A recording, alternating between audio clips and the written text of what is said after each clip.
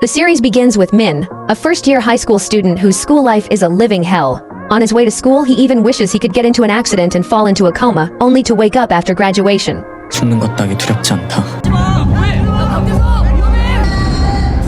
When he arrives at school, we learn why his life is so miserable. His classmate Suk is standing on the roof of the building, then suddenly jumps. Min remembers how things reached that point. Some time ago, the school bullies handed Suk the outcast stick. Whoever held it became the school's official outcast, the person everyone mocked and humiliated. Unfortunately, Min was too scared to stand up to them. After suffering at their hands for so long, he was relieved that someone else had become their target. We then learn why they turned on Suk. Earlier, Yun, the most influential student in the class, was watching a lecture video while the teacher was explaining the same lesson. Out of simple courtesy, she told him that wasn't appropriate since she was teaching. The rude student replied that her explanation was terrible and began humiliating her. At that moment, Suk finally snapped and punched him, telling him he had had enough. Because of that, the bullies made Suk their new victim. Min witnessed everything but couldn't object. When he tried reporting the situation to the teachers, he discovered they were terrified themselves. 2 years earlier, a teacher at another school had been killed by a student. Realizing that no one would save students like him and Suk, Min lost all hope. Suk understood that reality too. That was why he ended his own life. Afterward, the police arrived to investigate. For the first time, Min felt a spark of hope that his suffering might finally end. The bullies quickly crushed that hope, telling him the police would never do anything, and they were right. The case was closed, and Min was forced back into his role as the school outcast. He even tried doing what Suk had done, but he couldn't go through with it.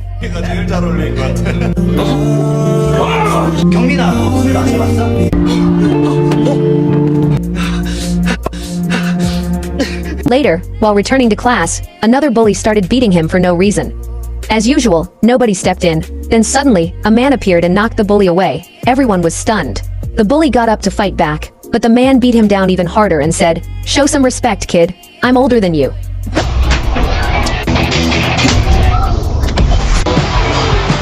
Hyun and his gang demanded to know who he was.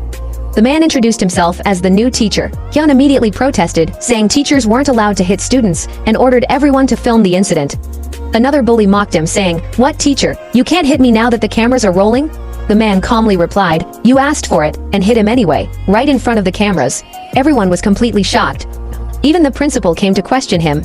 The man introduced himself as an inspector from the Office of Educational Protection, a newly established government organization created to deal with students who didn't care when their classmates died from bullying, and with schools that covered up such incidents. The principal insisted that no one was allowed to hit students. The inspector replied that at their office, physical discipline was permitted when words weren't enough. The principal took him to his office and explained that his methods wouldn't work there because some students came from powerful families. The inspector answered that he intended to take charge of Suk's class, the very class that contained those influential students. They warned him about Hyun, whose father was a major figure in the National Party. The inspector simply smiled and said, "Then he'll be my favorite student." When he entered the classroom, the bullies immediately realized they were in trouble. He started taking attendance until he reached Suk's name. Then he asked everyone if they knew why Suk had died. One student jokingly replied that Suk couldn't handle failing in school and stupidly killed himself. The inspector immediately grabbed him and struck him in front of the entire class. "Even after your classmate died, you still feel no remorse." When he noticed they were at least slightly uncomfortable, he ordered everyone to do push-ups. Hyun told them to stay seated. The inspector repeated the order. Nobody moved. Hyun smirked and said, "Looks like they're more afraid of me than you." The inspector grabbed Hyun's head and slammed it onto his desk. "Come on, show me your courage. Start doing push-ups." Terrified, Hyun obeyed. The rest quickly followed. At lunchtime, Hyun once again bullied other students and cut in line. The inspector stopped him and said, "Are you this pathetic in everything you do? Get to the back of the line if you want food." Hyun ignored him, took food by force, and threw it away. The inspector kicked him and said, "Sorry kid, I can't tolerate anyone disrespecting food." Then he ordered him to clean up the mess. By the end of the day, Hyun was furious. He took his anger out on poor Min and went home, leaving his friends behind to clean. Then came an even bigger shock. The inspector went straight to Hyun's house. He met Hyun's father Ryu, and bluntly told him, "I'm taking your son. Since you never raised him properly, he can help his friends finish their work." Ryu was stunned by his audacity and warned him not to interfere. The inspector simply replied, "Make me regret it," then dragged Hyun away by the ear and forced him to clean bathrooms. To frame the inspector, Hyun slammed his own head into something and called his father. The inspector dismissed it, saying, "Your idiot son hurt himself. How is that my fault?" Meanwhile, Hyun continued tormenting Min as usual. When the inspector learned about it, he told Min that if he couldn't defend himself, it was okay to run away. Then he began training him to run every day. Later, they ate dinner together. The inspector suggested telling his parents. Min revealed that his parents were always busy with work. The inspector told him he could rely on trustworthy adults instead. For the first time, Min felt hope. As for Ryu, Hyun's father, he went directly to the Minister of Education. He warned that he and the other influential parents wouldn't stay silent and demanded that the Office of Educational Protection be shut down. Then, he left for an important press conference connected to his upcoming election campaign. However, when he arrived, he found himself surrounded by reporters exposing his bribery scandals and affairs with women. Trying to hide, he entered a hall and found the minister waiting inside. The minister revealed that he had arranged everything. When Ryu demanded to know why, the minister explained that he had spent 2 years preparing this office, and that anyone who opposed it would meet the same fate. Ryu argued that many politicians were worse than him. The minister replied, "You're not the target, your son is. When you fall, your son falls too." Soon afterward, Ryu was arrested. At school, Hyun became the new target of bullying. The students handed him the outcast stick. Driven to the edge, he decided to burn them all alive. When the inspector arrived, he stood before him smoking a cigarette. Hyun panicked because gasoline had already been poured around him. He begged the inspector to put out the lighter. Instead, the inspector frightened him even more by throwing it. Hyun ran desperately from the flames, begging for mercy. Only then did the inspector extinguish the fire. He reminded Hyun that Suk had also been terrified of death. But because Hyun had destroyed his life through bullying, Suk saw no other choice. No matter how much Hyun repented, Suk would never come back. He would have to live with that guilt forever. We then see what really happened. When Hyun bullied Suk, Suk refused to stay silent. He brought his father to the school and reported everything to the principal. Because of Hyun's father's influence, nothing happened. Instead, they advised Suk's father to transfer him to another school. They even ruined the father's job. Desperate, Suk begged Hyun to spare his father and promised to do anything. Hyun coldly replied, "Simple, kill yourself." Tragically, Suk did exactly that. Now, Hyun finally breaks down in tears. Whether it is genuine remorse or simply fear is unclear. Soon afterward, Hyun and the other bullies are arrested when Suk's case is reopened. At last, they will face justice. The inspector later visits the grave of a girl who died 2 years earlier. The minister is there as well. Both men are still grieving her death. Public opinion then turns against the Office of Educational Protection. Many people argue that no government office should have the right to hit students. Reporters attack the minister and ask where human rights fit into all this. The minister becomes furious. Where are human rights? Students are dying every day because of bullying. Teachers are terrified. Many students only come to school to mark attendance before going to private academies. I'm not against tutoring, but it's our duty as the Ministry of Education to provide a safe environment for students, even if that requires force. He adds that students today are no longer like they used to be. Some are involved with gangs. Anyone who stands in the way of education will be held accountable. The gang issue turns out to be very real. Later, we meet a new student transferring to a technical school called Khan. The school looks more like an abandoned building than a place of learning. He finally spots another student, only for the boy to immediately try attacking him. Terrified, the newcomer offers him money to protect him. The student feels sorry for him and warns him that this school is unlike any other. The new student becomes even more frightened. When he enters the classroom and introduces himself, everyone looks like gang members. He quietly sits down, but before he can even open his book, the others knock him over. Then, they all tell the teacher they forgot their books. The teacher completely loses hope and leaves. The students immediately grab weapons and start copying one another. They head to the electrical department, where one student wants someone from the design department to draw a tattoo on his chest. Meanwhile, the first department starts fighting the second department, beating each other senseless. The new student, Bon, has no idea what is happening. His only calm classmate, Joe, explains that the electrical department and the automotive department constantly fight to attract the attention of their leader. Bon asks who that leader is. At the same time, the principal explains the situation to the inspector. The leader is a student named Hyuk. Although he rarely attends school, he belongs to a gang outside of it. His social media is filled with luxury brands, money, alcohol, and wild parties. The students constantly fight to earn his attention. One day, Hyuk suddenly sends a message to the head of the electrical department, saying he wants to meet him. The fighting immediately stops. The automotive department leader becomes jealous and starts beating his own followers. He even forces Bon and Joe to fight each other. Joe quietly tells Bon to pretend. Bon does exactly that. Afterward, Joe is declared the loser and becomes their personal punching bag. They use him to measure their strength by beating him and having him rate their attacks. It is humiliating beyond words. Joe endures everything. Later, while walking home, he becomes exhausted. Bon feels sorry for him, carries his bag, and walks him home. Joe invites him inside for ramen. Bon sees how simple Joe's life is with his mother and realizes how much Joe genuinely wants to build a future through school. The next day, Bon encounters the inspector. When the inspector sees him, we learn that Bon is actually one of his employees, not a student. Because Bon looked innocent enough to become a bullying victim, the inspector planted him in the school to secretly record everything through his glasses. Now, the inspector gives him a dangerous new mission. provoke all the students and make them chase him. Ban insults them and runs.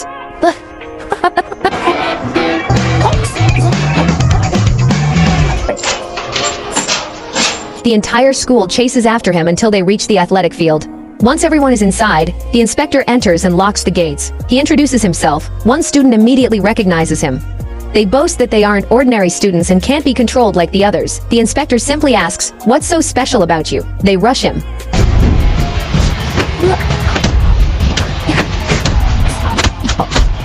A moment later, every one of them is lying on the ground. After that, they obey him like beaten dogs. He introduces a strict new schedule, filled with classes to make up for everything they had missed. When they try objecting, he beats them again.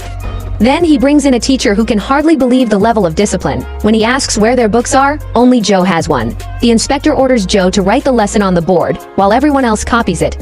The students claim they don't even have pens. The inspector looks at the head of the electrical department and says, "Well, your finger still works, doesn't it?"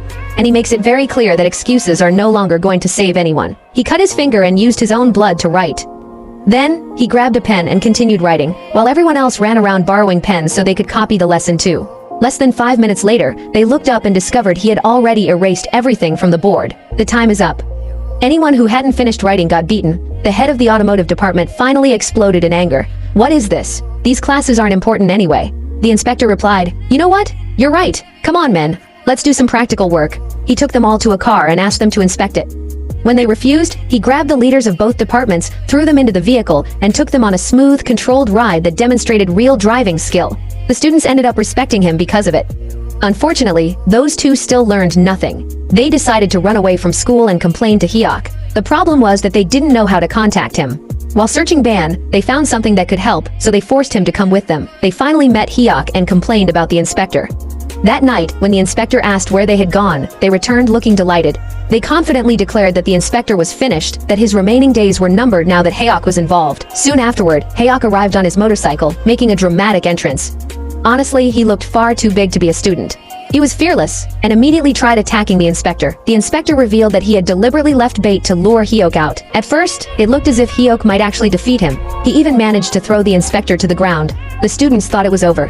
Hyuk proudly told them, "See? If anyone bothers you, just tell me. You're all under my protection." The students were about to start chanting his name when they suddenly heard another voice joining in. The inspector was chanting too. Everyone froze. Then the inspector stood up and stopped playing around. This time, he hit Hyuk seriously.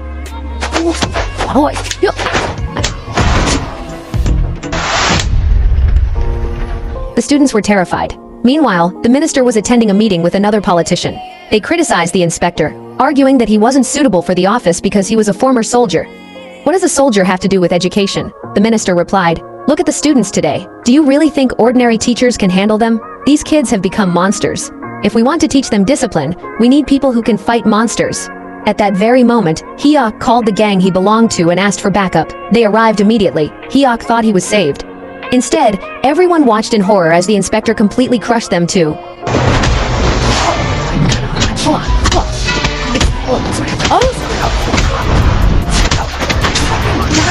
Afterward, they begged him for mercy and repeatedly apologized. The inspector told them not to apologize to him. He told them to apologize to Joe. Joe initially tried to act like it was no big deal. Then he suddenly broke down crying. What they had done to him had truly hurt. The inspector told them that if they weren't interested in education, they could simply leave school. But they had no right to waste other students' time. "Your classmates' time doesn't belong to you." Later, the minister held a press conference and spoke about the achievements at Khan School. He announced several new rules. No student would be allowed to have tattoos anymore. Anyone with tattoos would have them removed. Any student who joined a gang would be treated as an adult criminal and would no longer be protected under juvenile law. Motorcycles and smoking were also prohibited. The results were significant.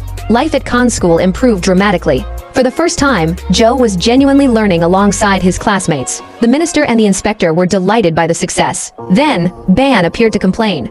He wanted compensation because he had spent a lot of his own money during the mission. Bribes here, expenses there, and money lost while being bullied. The amount was ridiculously small. The others humored him and told him to file a request and he would get his money back. At the same time, the politician who had demanded the closure of the office was looking through old photographs. Among them was a picture from the funeral of the girl who had died 2 years earlier. The minister and the inspector were standing there, devastated. We learned that the inspector had actually been engaged to her. Even after 2 years, he still hadn't overcome the injustice of what happened to her or the way she died. The story then takes us back 2 years. The inspector and his fiancée were walking together when they spotted students smoking. He told her not to interfere. Students these days are frightening. She replied, "So what? Are you going to protect me forever? If teachers start fearing students, our lives will only become harder." She approached the students, took away their cigarettes, and tried to advise them. Sadly, there came a day when he couldn't protect her. One of her students, a boy notorious for causing trouble, killed her. During the trial, the student claimed he regretted it and insisted he had genuinely loved her. The inspector heard those words and could barely control himself. In his rage, he tried to run the student over with his car. The minister stopped him. We then learned that the woman had been the minister's daughter. Once the inspector calmed down, the minister told him that killing the student would accomplish nothing except destroying his own future. Instead, he planned to create an office after becoming Minister of Education, an office that would seek justice for wrong teachers like his daughter. If the inspector wanted to help, he could join him, and that is exactly what happened. Now, for the first time, they take on a case at a girls' school. The case revolves around a teacher accused of harassing a student. The student uploaded a video accusing him. Shortly afterward, the teacher took his own life. The alleged victim wasn't an ordinary student. She was a famous Instagram influencer with more than 600,000 followers. Bond admits he is worried about taking the case because the girl is extremely famous and they really don't need more controversy. The minister replies, "What? Are we supposed to be afraid too? Isn't it enough that an innocent teacher was terrified into death?" We then learn why they are certain the teacher was innocent. The famous girl was usually distracted in class and constantly live streaming. One day, her teacher confiscated her phone. To get revenge, she uploaded an edited video making it look like the teacher was cutting another student's hair. Everyone immediately attacked the teacher online. When confronted, the teacher explained that she had only been helping the student, not threatening her. Nobody believed her, except a colleague. That colleague promised to resolve the issue with Yoon. He called Yoon into his office and told her he had seen her editing the video. He knew she had intentionally made the teacher look bad. Yoon denied everything. He advised her to delete the video and become a better person. He was especially confused because her academic records showed she had always been an excellent student with no history of conflicts with teachers. So what had suddenly changed? Yoon merely gave him a cold smile, left.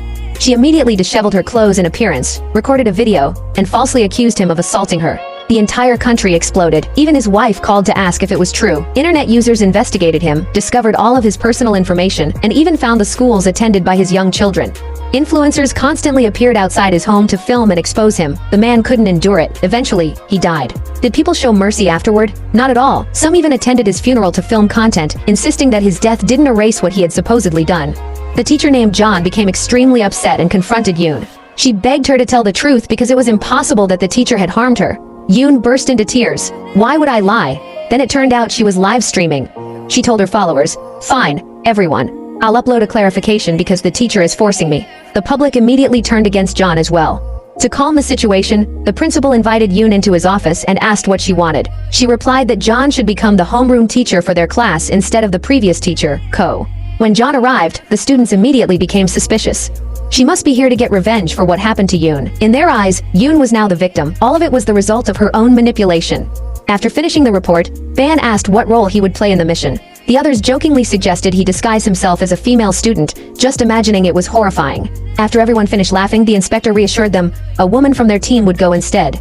We soon meet her. Her name is Han. She is clumsy and almost trips while walking. But she enters the classroom with John and introduces herself. Nobody pays attention. Yoon is live streaming as usual. The moment she notices Han, she decides to target her. She tells a friend to ask Han where she got her plastic surgery. Maybe she can even show everyone a photo from before. The insult is obvious. Han calmly replies, "Sure, sweetheart, I had breast reduction surgery. But you girls obviously don't need that." The entire class is stunned. Then Han tells Yoon to end the live stream. Yoon challenges her, "Why don't you tell them yourself?" Instead of answering with words, Han kicks the phone out of her hand and smashes it onto the floor. Her voice completely changes. "All right, you little brats, hand over your phones." She uses a device to locate all the phones they have hidden. Then she introduces herself as a member of the protection office. She orders surveillance cameras installed throughout the hallways and explains the rules. The most important rule, no one disobeys her orders. At the same time, the inspector introduces himself to the teachers. He tells them that anyone who has suffered harm from students should report it. The principal immediately claims that their students are angels. The inspector obviously doesn't believe him. Han begins putting the girls through harsh exercises. Later, she meets with the inspector and Ban. They reveal that she also served in the military alongside the inspector. Ban is impressed. Then he realizes she might be slightly insane. Even the inspector tells her that everything is permitted with the students except killing them. That statement doesn't exactly inspire confidence. Later, Han tells Ban that the most dangerous place in the school is the cafeteria. He discovers she is right during break time. The girls rush in, grab whatever they want through intimidation, and leave without paying. At the end of the day, Han catches Yoon and the others trying to leave without cleaning up after themselves. When she stops them, Yoon casually says that teacher John will clean it for them. Han immediately grabs her and forces her to clean. If you use a place, you clean it. Why should we clean up after you? After finishing her work, Han goes to the office. The inspector asks her to investigate the girls' social media accounts and search for posts defaming teachers. Han promptly falls asleep and leaves the task to Ban.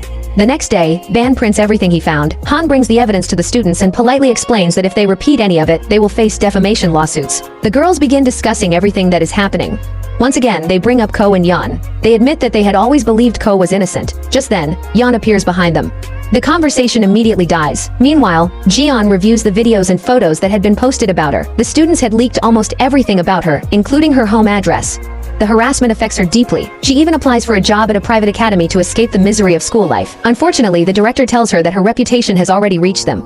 She realizes that Yoon has successfully ruined her life too. Strangely, after that, Yeon begins treating her kindly. The entire class suddenly becomes attentive and respectful. Han warns John not to fall for it. They're playing with your emotions. Her suspicion is confirmed when Yoon approaches John and suggests appearing together on a live stream. The goal is to show everyone that their relationship is now good. In exchange, John only needs to criticize the inspection committee. Yoon claims the rest of the students dislike them as well. Jiyeon finally starts understanding their real objective. She becomes conflicted. Then the inspector visits her and tells her about his fiancé. He explains how she died because of one of her students. We learn that she remained on life support until he returned from military service and died in his arms. Then he reveals a shocking truth. They never came to this school because of what happened to Ko. They came because several students had secretly sent reports asking for help. When Jiyeon reads those messages, she is deeply moved.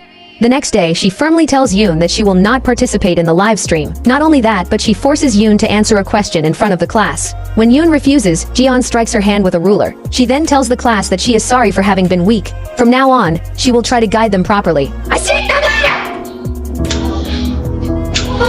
The incident badly wounds Yoon's pride. She cannot let it go. Just as she is about to upload another post, she discovers that her entire account is being wiped clean.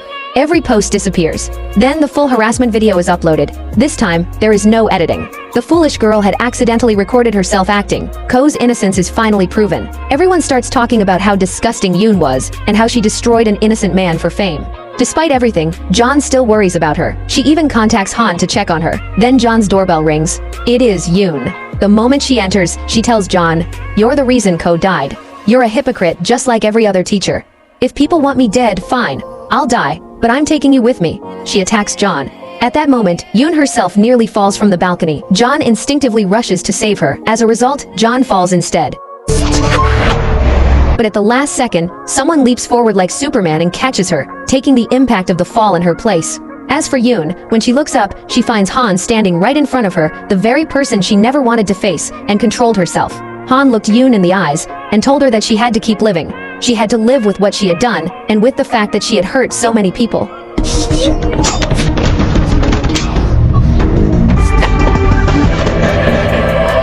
Afterward, Han went downstairs to check on their hero, who had thrown himself into danger to save John. Like a monkey, he was still moving around normally. His head had only suffered a minor injury and a little bleeding. John was amazed. Not long afterward, the minister held another press conference and proudly announced the office's achievements. This time, however, the opposing politician decided to strike back. He held a press conference of his own and publicly revealed that the minister was the father of the teacher who had been murdered by her student 2 years earlier. He also revealed that Choi had been engaged to her and that they had been preparing for their wedding. According to him, the entire office had been created for a personal reason: revenge. Revenge against students, who were, in the end, still children. The news spread everywhere. Han saw the reports and asked Choi if they were true. He calmly answered yes.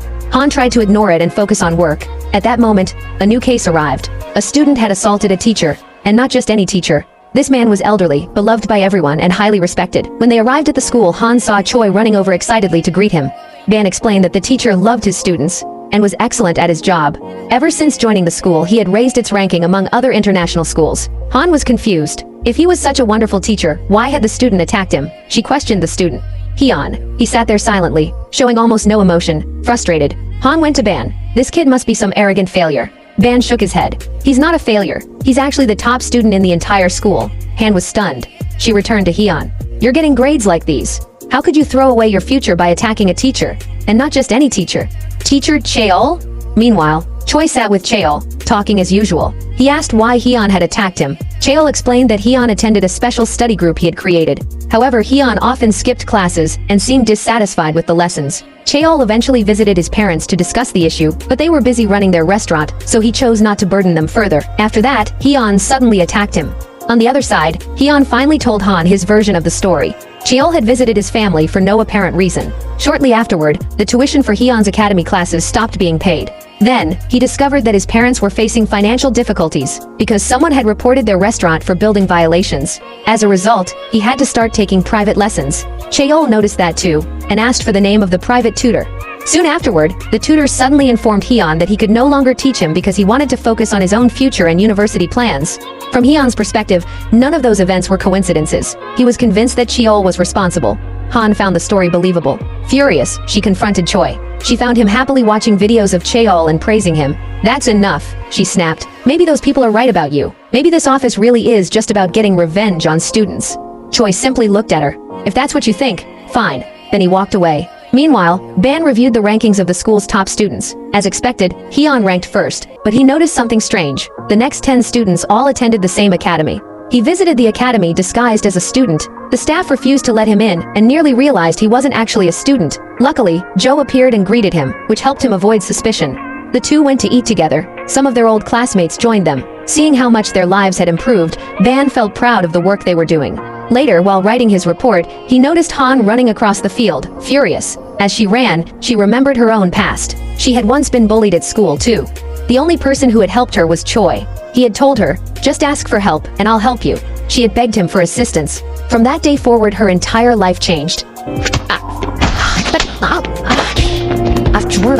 That was why she was so angry. The man who had saved her couldn't possibly be the villain she was imagining. The next day, she realized she had been wrong. She confronted Cheol directly. "Let's be honest. You want Hyun punished, so he can't take the upcoming exam. If Hyun missed the exam, his ranking would drop. That meant student number 11, Soo, would move into the top 10.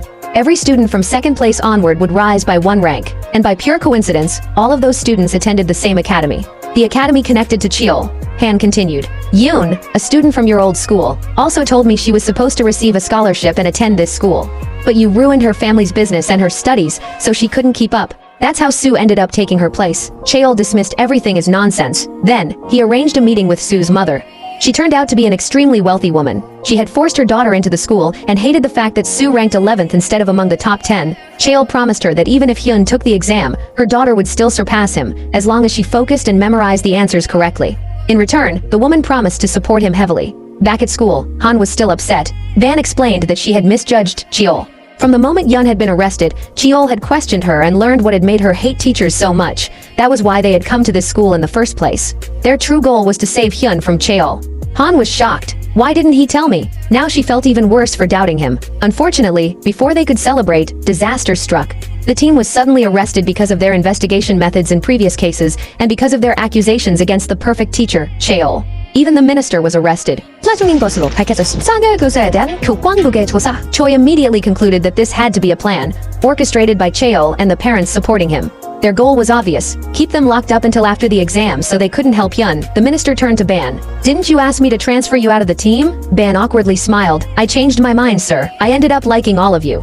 The minister sighed. "Just listen to me." Then he signed Ban's transfer papers. As a result, Ban became the only member of the team who was still free. The exams began the next day. Cheol reviewed Soo's answer sheet.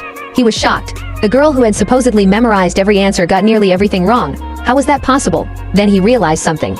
The exam had been altered. He rushed to stop the next test. Just then, Choi appeared after finally being released from jail. "Well, teacher, you don't actually have the authority to stop an exam." He chased Cheol away. Cheol tried once again to interfere. Choi smiled. "Let's hear it together." Then he played the recorded conversation between Cheol and Soo's mother for the entire school. Not only that, Choi revealed the truth. The exam itself hadn't been changed, only the order of the questions had been rearranged. Soo, who was supposed to be ranked 11th, didn't truly understand the material. She simply answered, according to the leaked version she had memorized. It was like the famous exam leak scandals where students memorize answers without understanding the questions. That simple change exposed everything. Hyol had been leaking exam papers, and the person who secretly rearranged the questions was Ban.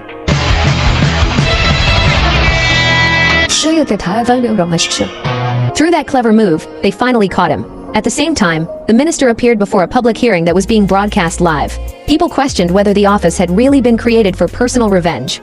The minister answered directly, "Revenge? If that's what improves the education system, then fine." Then he publicly exposed Ki-joo and all the parents who had bribed him. One of those parents even belonged to the same political party as the politician attacking him. The entire group was humiliated. The minister then made one thing clear.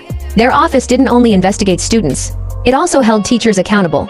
Teachers were supposed to guide students, not exploit them. As a result of their success and their exposure of Ki-jool's crimes, public opinion shifted in their favor.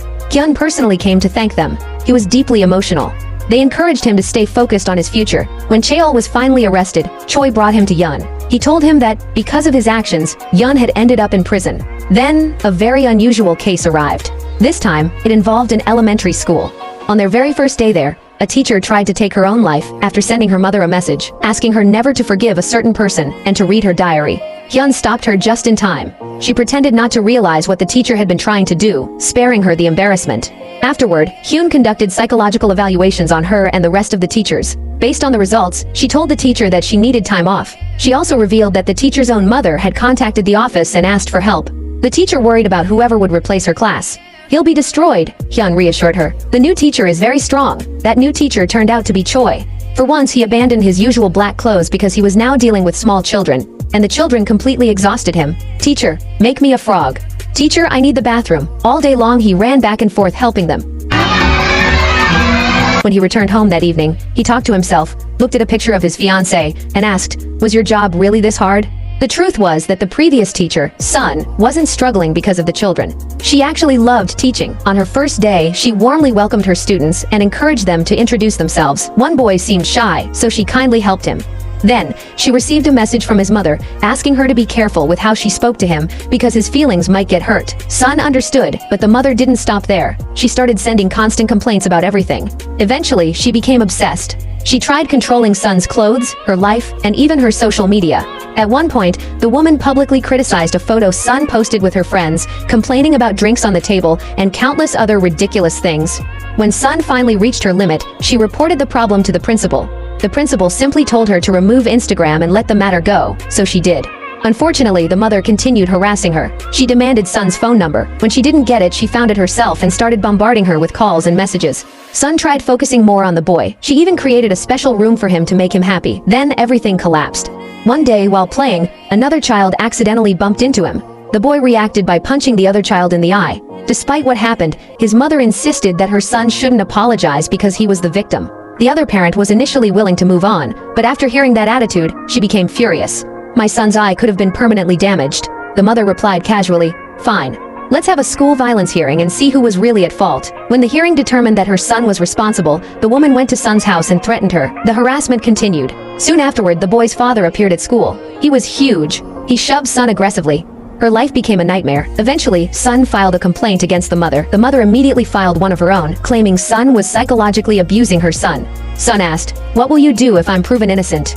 The woman calmly replied, "I'll apologize. That's the law." For months, Sun remained under investigation. When she was finally cleared, nobody cared. The mother had spent months destroying her reputation. The stress became so severe that Sun developed serious psychological problems, and half of her face became paralyzed. When Choi learned all of this, he decided to deal with the mother personally. The first thing he did was ask her son to solve a simple problem in class. She immediately rushed over and scolded him for embarrassing her son in front of everyone. Even though the boy had solved it correctly, Choi calmly manipulated the conversation, speaking politely and gently, the complete opposite of how she had treated Sunday. To her, he became a complete disaster. He constantly called her, sometimes for important reasons, sometimes for no reason at all. One day, he called 4 times in a row just to ask how she usually woke her son up in the morning. Furious, she confronted him and tried threatening him with her husband.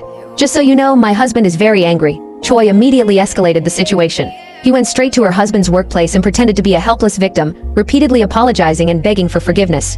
The public scene embarrassed the man so much that he nearly hit Choi. Instead, Choi hit him first. "What is this nonsense about your husband being angry? Every time your wife says that, are we supposed to care? Whether he's angry or exploding, what does that have to do with us?" The husband became furious with his wife.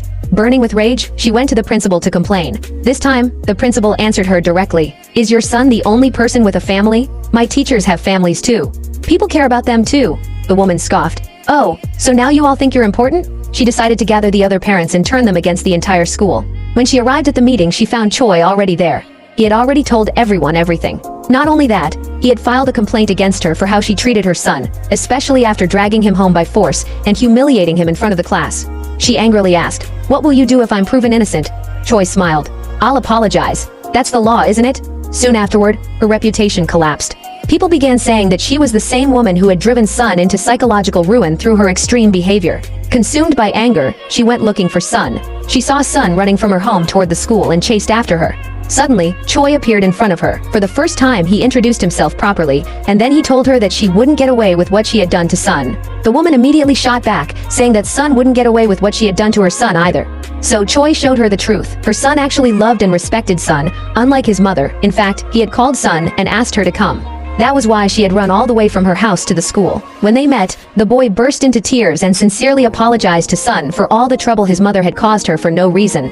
Choi then looked at the woman and said, "If you want your son to grow up selfish, only caring about himself, never admitting his mistakes, and never apologizing when he's wrong, then keep raising him exactly the way you are now.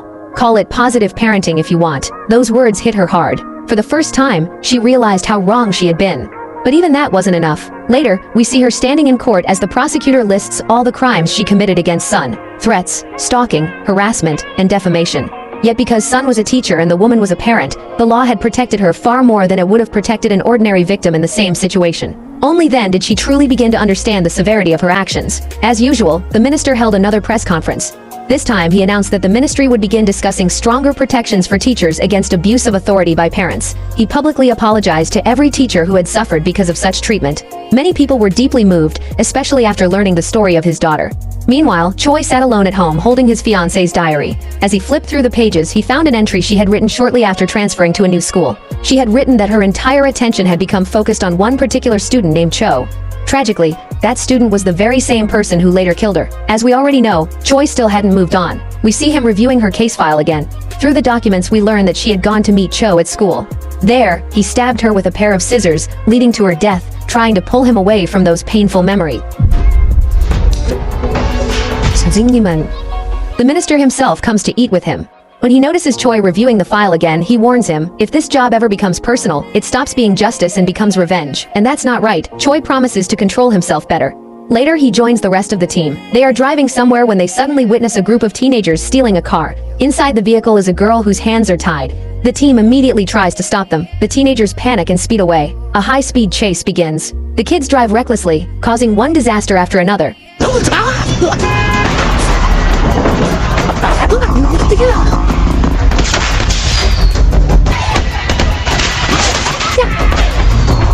Finally, Han manages to stop them by throwing a wheel under their vehicle, forcing it to come to a halt. When Choi approaches them, the teenagers smirk. "We're juvenile offenders." "What?" "We're 14 years old." They say it proudly, as if it makes them untouchable. When the police arrive and their teacher comes to pick them up, the team learns something shocking. Reports had already been filed against these kids before.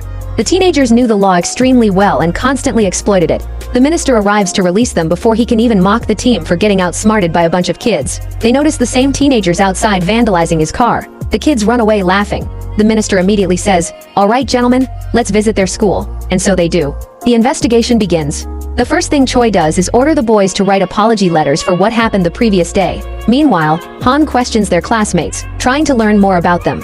Everyone is terrified. Nobody wants to talk. Han and Ban then focus on the girl who had been kidnapped in the stolen car. Maybe she knows something. When they check school records, they discover that she was marked present, but is nowhere to be found. That means she definitely came to school. Someone must have hidden her somewhere. Ban searches through the students' social media accounts and eventually finds photos showing them standing near a locked storage locker. The team rushes there. Sadly, their suspicions are correct. The girl is trapped inside. They immediately take her to the clinic. There, she finally tells them everything. Her life had been perfectly normal until she decided she wanted to lose a little weight. One of the boys recommended some pills. He told her that even famous idols use them. After trying them, she liked the effects and kept going back for more. The boy gradually raised the price.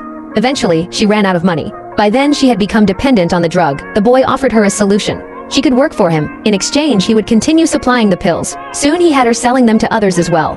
Whenever she tried to quit, he and his friends beat her. Eventually, they locked her inside that storage cabinet. Desperate, she reported them to the police. The police arrested them. The next day, they were released. The boys immediately returned to torment her. and they reminded her, "We're 14 years old, the law can't do anything to us." They had only received a warning, nothing more. That was why they were so confident. Later, when Choi demands apologies, the boys refuse. Han explains that these aren't ordinary troublemakers, they're drug dealers. The boys simply laugh. "The law will forgive us. We'll stop when we're older, or arrest us if you can." Choi smiles, gladly. After school, he grabs them and throws them into a vehicle. Then, he takes them directly to prison. The boys can't believe it. But the minister has already made arrangements with the prison director. The teenagers are allowed inside. They are humiliated from the moment they enter. The boys immediately start begging to leave. Han calmly tells them, "If you can beat me, I'll let you go." The boys think numbers will overwhelm her. They are wrong. Han destroys all of them in seconds.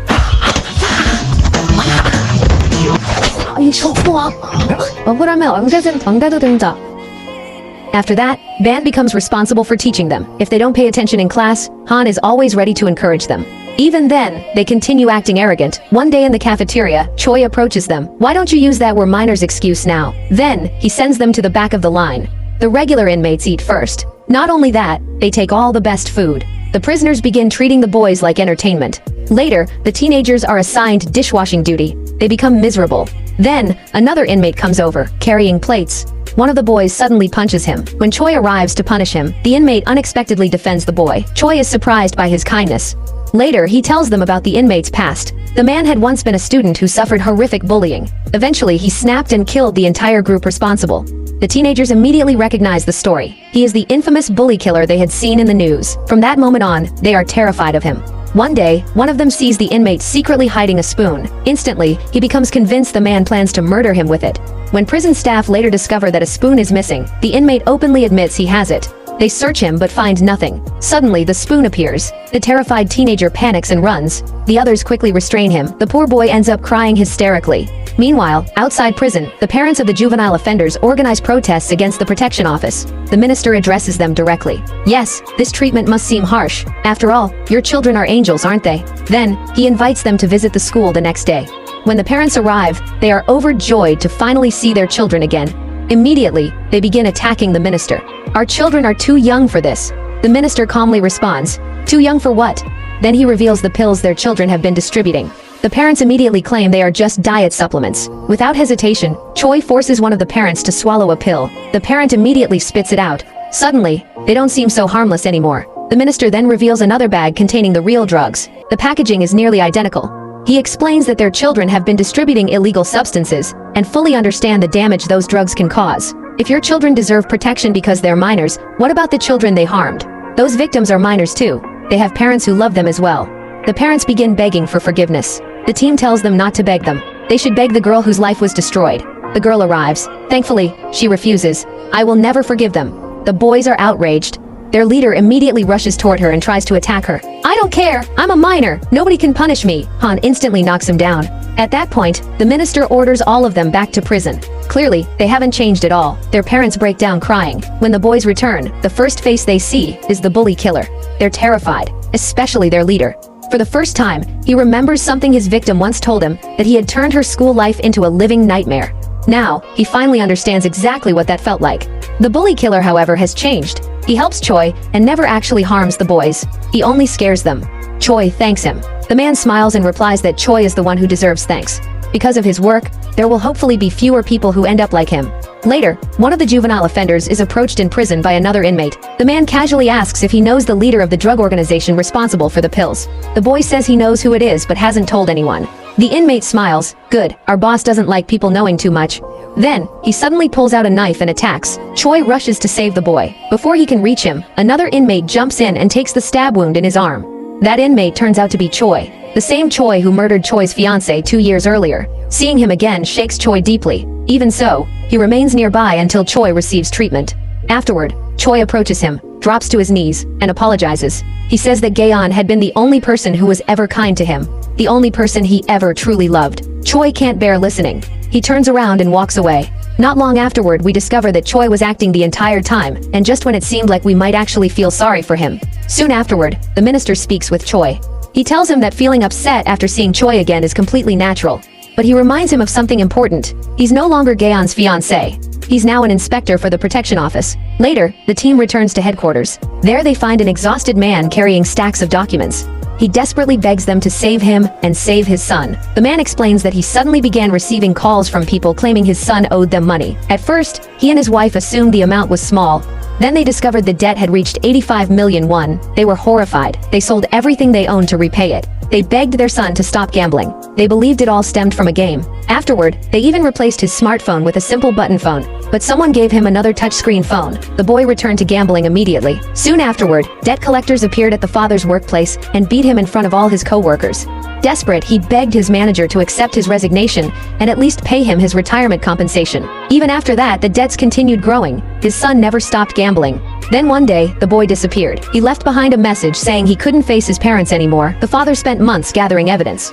The police never helped him. The protection office was his last hope. The team is deeply moved by his story. Without hesitation, they begin the investigation. Bond infiltrates the boy's school, disguised as a new student. Through the camera hidden in his glasses, he records everything. He quickly discovers that many students are playing the same online game. One of them suddenly wins 1 million won and decides to treat his friends. Bond joins them. The student starts playing in front of him and keeps winning. When Bond asks whether it's gambling, the student immediately denies it. Gambling? No way. We're just playing a game. Bond later reports that this is exactly how the system attracts new players. The game lures them in with easy victories. Soon, Bond downloads the game himself. He even receives 50,000 won as a registration bonus. When Choi hears this, he comments that gambling is especially dangerous for someone as confident in mathematics as Bond. Perfect. Then play and show us. Bond starts playing. At first he wins. Naturally, greed takes over. He raises the stakes. Then, he starts losing. He spends the entire night playing. By the next morning he's practically addicted. The students immediately recognize what happened. They tell him that if he's short on money, he can borrow some. All they need is his mother's phone number as collateral. Bond accepts. They lend him 1 million won, but they only hand him 800,000. Then they explain that the loan carries a 10% daily interest rate. After calculating the numbers, Bond nearly cries. At that rate, he'll be bankrupt in no time. The students simply shrug.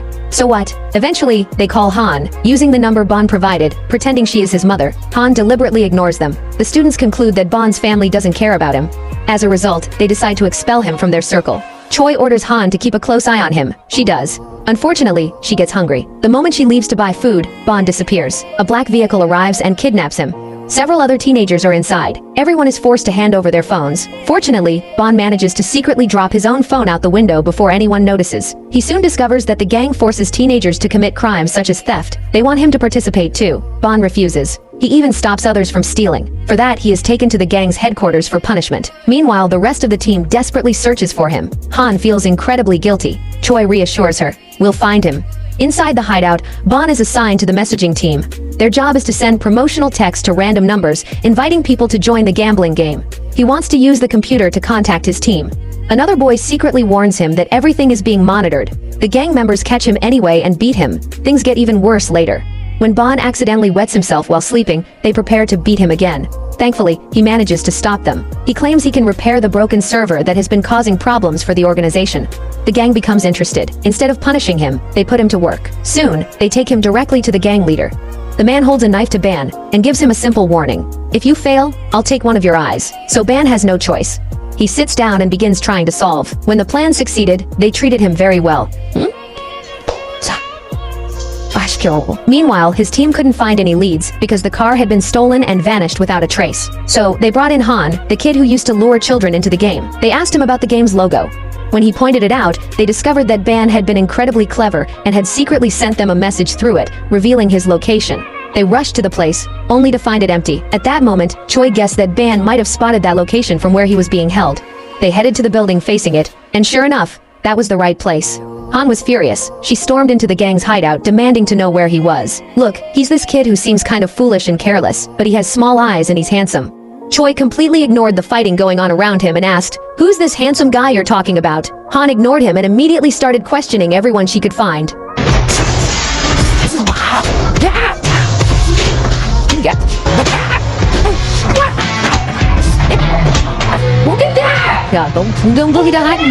At last, the missing children appeared, including the handsome boy. Han rushed over to make sure he was safe.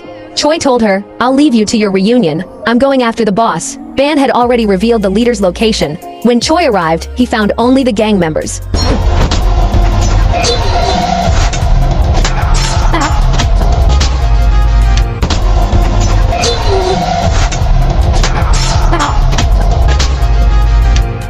After beating information out of them, he learned their boss had escaped and immediately chased him down. He caught him and broke his arm.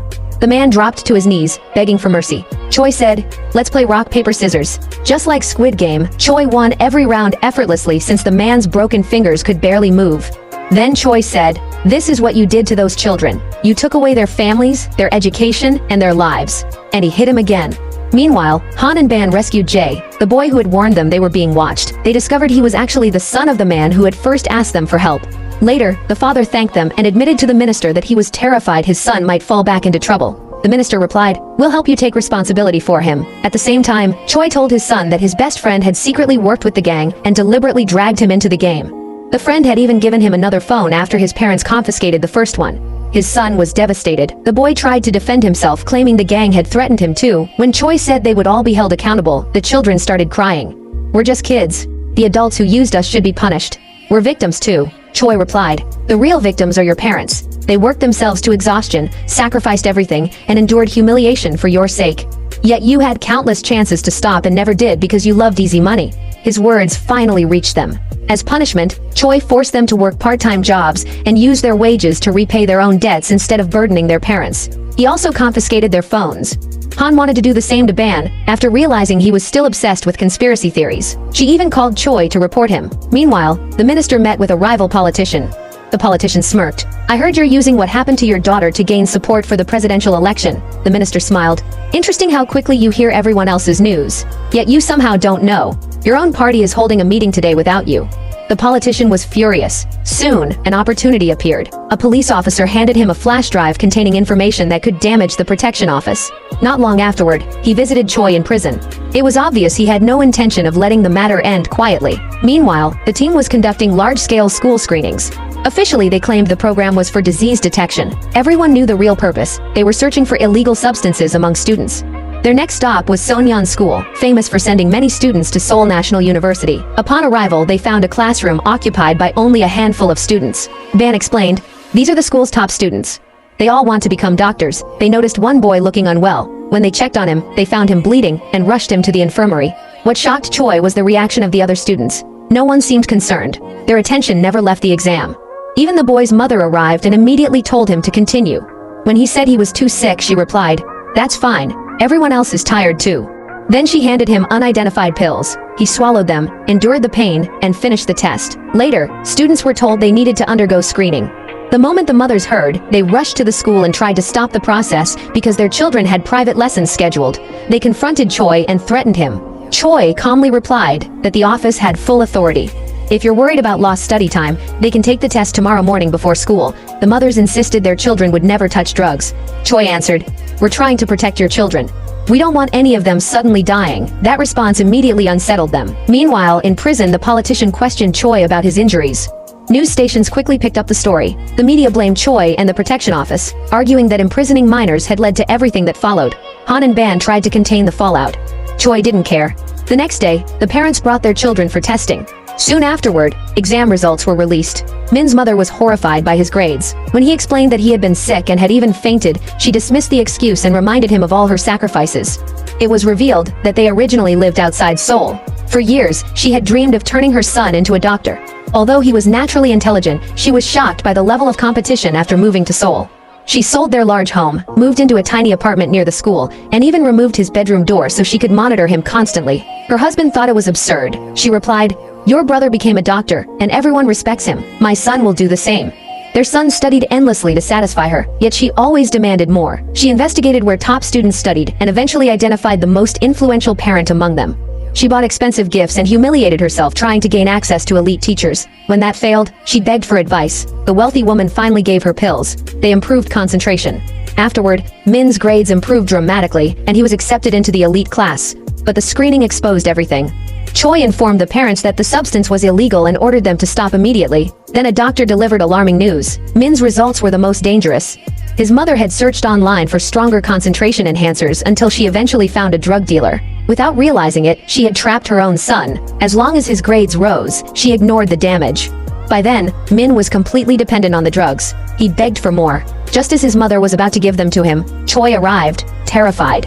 She refused to open the door, so Han climbed in through the balcony. The team stopped Min from taking more pills and rushed him to the hospital. Choi then confronted his mother. The tragedy was that she had known from the beginning. She had seen how badly the drugs were affecting her son, but ignored it because his grades kept improving. When she demanded to see him, saying he needed to keep studying for medical school, Choi replied, "If you love medical school so much, get in yourself." He brought all the schedules and textbooks she had forced on her son. "When you earn the grades required for medical school, I'll let you see him." She thought he was joking. He wasn't. He made her live exactly as her son had. She received the same tiny meals. She was barely allowed to sleep. Whenever she closed her eyes, Choi woke her up. He even removed her mattress. When she demanded an explanation, he replied, "You removed your son's door so you could watch him all the time. Comfort shouldn't matter to you either."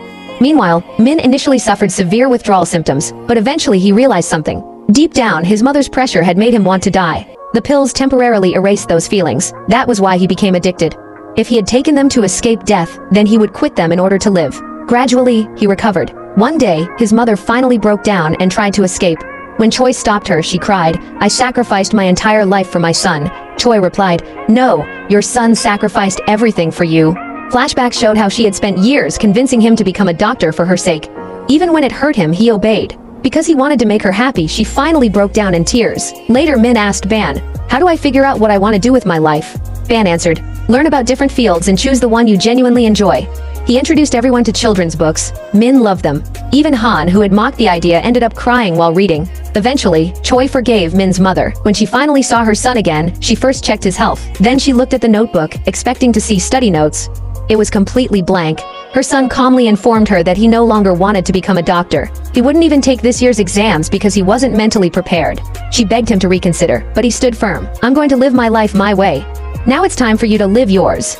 Later, the minister announced that anyone caught using concentration drugs or other illegal substances would be banned from taking exams. While reviewing seized evidence, Choi noticed pills collected 2 years earlier. They looked exactly like drawings in his fiancée's journal. Beside them was a note, "Will I ever be able to forgive Cho?" Choi suddenly realized there was a direct connection between this case and the drug trade. The situation became even more shocking when the corrupt politician began helping Cho secure an early release from prison with a record of good conduct. Against all expectations, Cho returned to school.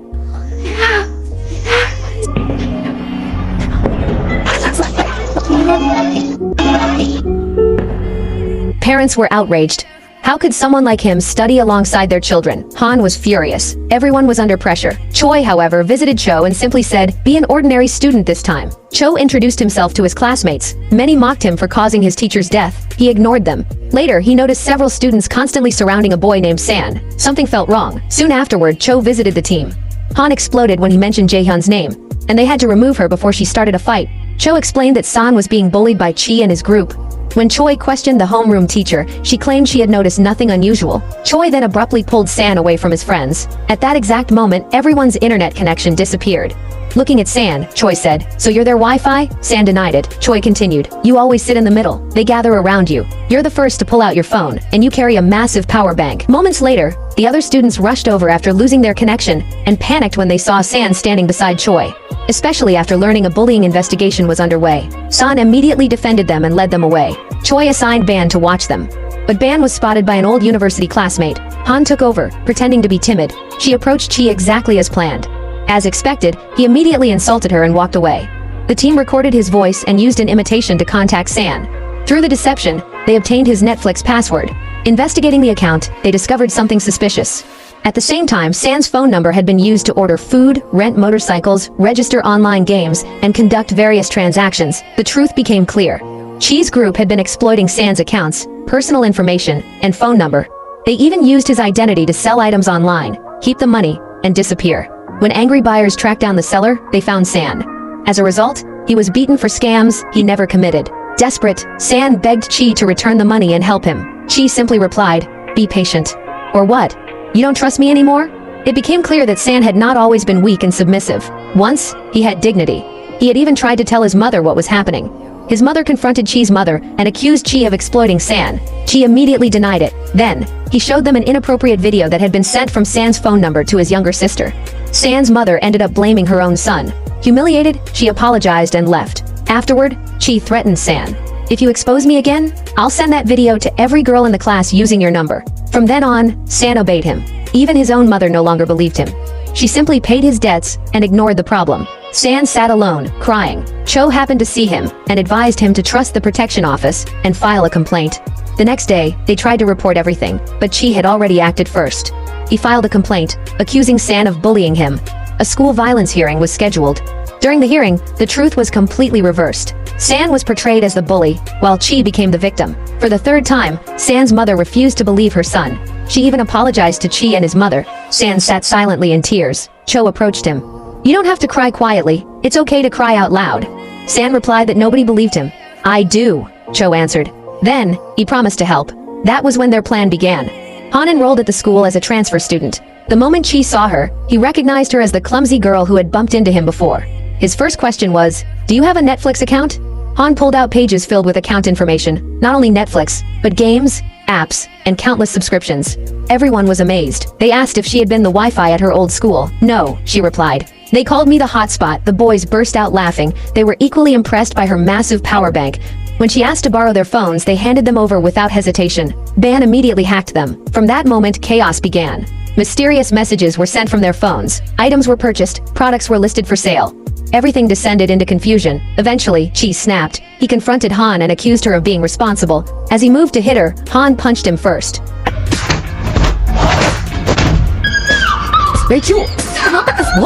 When he grabbed a chair to attack her, she suddenly screamed, "Looks like it's time for another school violence committee." The hearing was held the next day. Han arrived looking battered and helpless. Chi laughed immediately. "She's acting." Nobody believed him. It was exactly what had happened to San. When Chi previously claimed psychological trauma, everyone had believed him and blamed San instead. Then Han revealed her true identity. The protection office announced that its investigation was complete. Chi was the bully, not San. "I never hit him," Chi protested. Choi replied, "You did something worse." If Chi had used physical violence, San could have shown bruises as proof. Instead, Chi left wounds nobody could see. San's mother finally apologized for never believing him. Afterward, she and San thanked the team. Everyone was celebrating until Choi appeared. "You told me not to cause trouble," he said to Choi. "But admit it. I helped this time." Nobody acknowledged him. Later, Choi drank with his father-in-law. The old man became emotional while remembering his daughter. Choi stayed the night, hearing the old man cry. He remembered how she had brought them together. At first, they had been jealous of each other. Eventually, they became friends. Choi found himself crying too. Meanwhile, Chi confronted Choi at school. He blamed him for ruining his life. It was revealed that Choi had advised him to file the complaint against San first.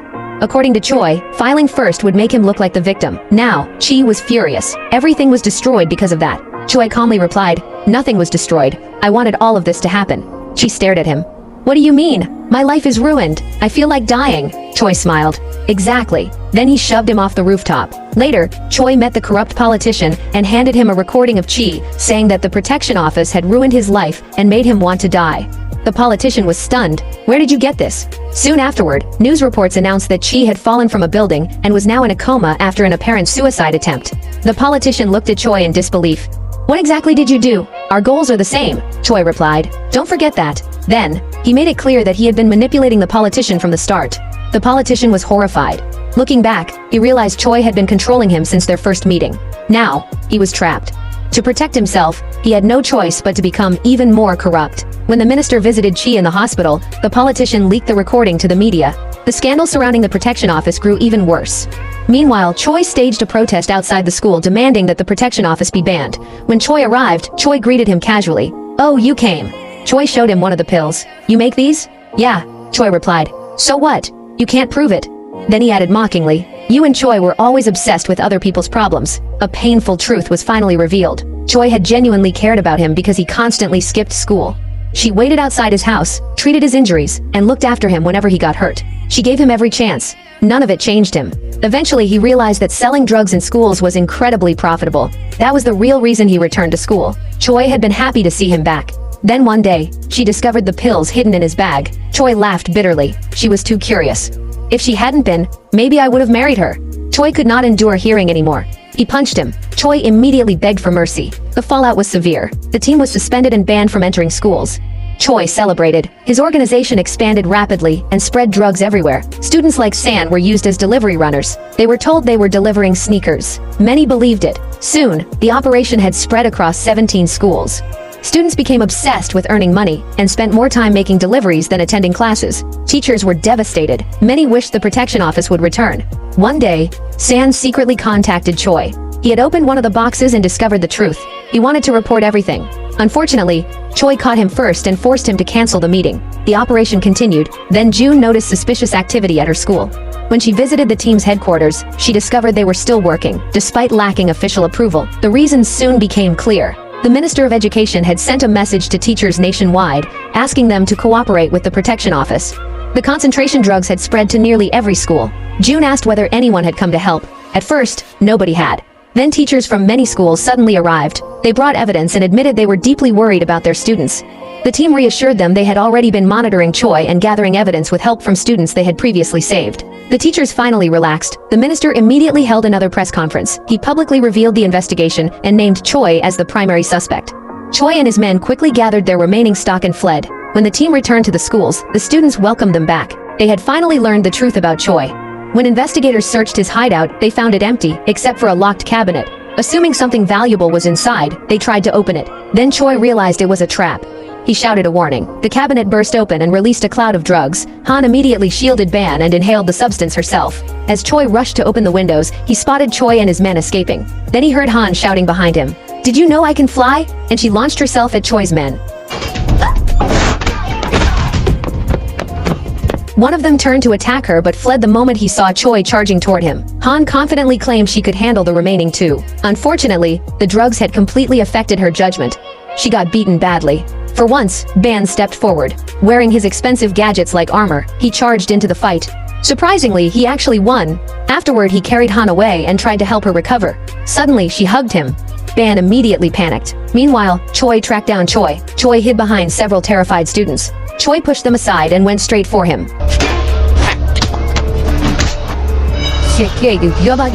At that moment, Choi remembered what had happened 2 years earlier. Jaeon had confronted him after discovering the pills. She had not reported him. Instead, she gave him one final chance to surrender. Choi had cried and pretended to accept. When she stepped forward to hug him, he stabbed her. Then he calmly explained that he was a troubled minor. At worst, he would spend a few years in prison and return. The school drug business was too profitable to abandon. She, however, would die before ever getting married. The betrayal shattered her. Back in the present, Choi repeated Jaeyeon's words almost exactly. He was offering Choi the same final chance. Choi snapped. "No, that's too much." Before Choi could act, Choi's men threatened San. Choi seized the opportunity and stabbed Choi exactly as he had stabbed Jaeyeon. He even used San as leverage to prevent resistance. Han witnessed everything. Still affected by the drugs, she begged Ban to wake her up properly.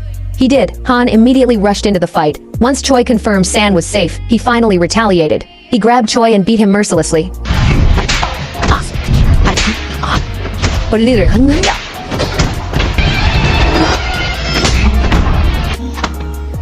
Everyone expected him to take revenge. Instead, he stopped. He let Choi live. "This is your last chance too." Choi collapsed in tears. "Who do you and she think you are? Angels?" Choi replied. "No, we're just adults trying to protect you." For the first time, Choi felt genuine regret. He cried even harder. Meanwhile, Choi imagined Jaeon smiling at him. She was proud that he had restrained himself. The minister personally arrived to arrest Choi. He remained calm until he learned that Choi had stabbed Choi. Then he exploded. "That's enough! Do you realize I'm his father-in-law?" The officers barely managed to calm him down. Later, another press conference was held. Standing beside the team, the minister explained that the protection office had never existed to control students. Its purpose was to improve education, protect schools, and help reform those who had lost their way. Later, the team visited Jaeyeon's grave. It was covered with letters from students. As they walked away, Ban accidentally grabbed Han's hand. Both froze in embarrassment. The minister noticed. Before he could speak, Choi said, "They're crazy about each other. They just don't know it yet." Everyone laughed. Sometime later, the team faced a new case involving a talented basketball player who bullied his teammates. Ban arrived disguised as Choi and looked impressive for about 5 seconds. Then the basketball player stood up. Ban immediately lost all confidence. The athlete practically lifted him with one hand. Han rushed in and got shoved aside. Both ended up on the ground. Their classmates lost hope. Then Choi arrived. He solved the situation the way he always did, by walking over and smacking the player across the face. As for the corrupt politician, he was finally arrested. The minister visited him and revealed that he had known about Choi's recording but deliberately hid it. This was the consequence. The politician shouted, "What are you? Some kind of angel who never makes mistakes?" The minister replied, "No, brother, I make mistakes too." Then he punched him in the face. The story ended with justice served, the protection office restored, and Jaeyeon's sacrifice finally honored. With that, the story ends.